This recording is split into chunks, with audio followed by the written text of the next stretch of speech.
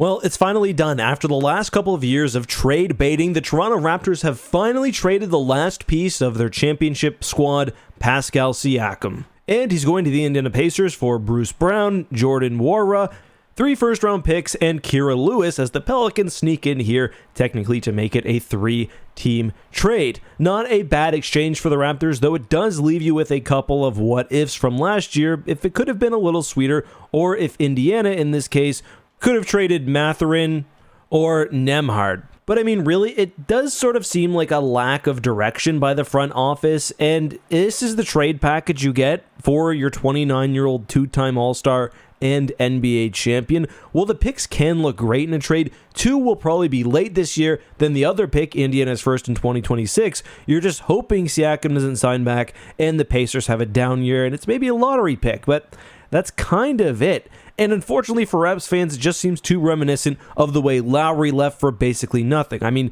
Precious was in the OG trade, so there's that. But you don't get anything for Freddie. He walked right into Houston. I still like the OG trade, but this one seems like another underwhelming trade, like trading the pick for Pirtle.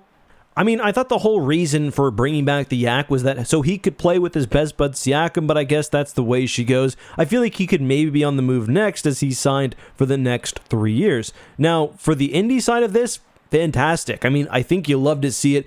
If you're a Pacers fan, your team making big moves to try and win. You get a guy who knows how to play on both ends of the floor. He's not at all a liability. He's averaging 22, 5, and 6, and you don't move anyone major. He's a proven playoff performer, which is exactly what you want, because the Pacers need a playoff run. It seems kind of wild because of how much of a spark Halliburton has given this team since he was traded there, but he has yet to make the playoffs in the NBA. The Pacers made it as the 9th seed in the play-in back in 2020-21, but they've been on the outside looking in since. Adding Pascal to a team that's already in 6th place hopefully keeps them in the direction they want to head in, and maybe that'll be enough to get him to sign back in the offseason, because that's what matters most at the end of this. Pascal Siakam is a free agent at the end of the year, and while this trade gives the Pacers his bird rights and the option to give him a 5-year max, a little over $60 million more than anyone else can offer him this summer, he's going to be one of the hotter names in free agency as he's just turning 30